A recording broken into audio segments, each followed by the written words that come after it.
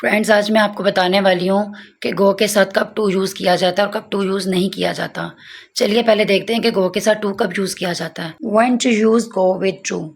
First example, I go to school, she went to the park, they are going to Karachi. ठीक हो गया। इन words के साथ to का यूज़ किया जाता है गो के साथ। ठीक है।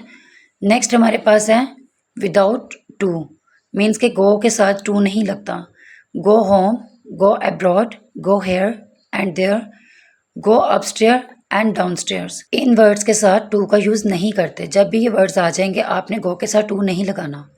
नेक्स्ट आ जाता है थर्ड हमारे पास go plus verb plus ING activities. ठीक है।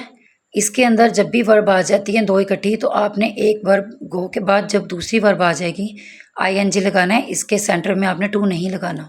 देखें, गो जो है वो वर्ब है, इसी तरह शॉपिंग भी एक वर्ब है। तो ये टू वर्ब्स आ गए तो इनके सेंटर में टू नहीं लगता। इसकी 4 एग्जांपल्स मैंने दी हुई हैं। Go shopping, go walking, go swimming, go running. I hope friends आपको समझ आ गई होगी कि मैं क्या बताना चाह रही हूँ कि गो के साथ जब भी टू आएगा और नहीं आएगा। ये 3 एग्जांपल्स मैंने आपको बता दी हैं। इसी तरह की मज़ीद वीडियोस देखने के लिए हमारे चैनल को सब्सक्राइब करें, लाइक करें एंड शेयर करें। और अगर आप हमारे पहले से सब्सक्राइबर हैं तो उसके लिए थैंक यू सो मच।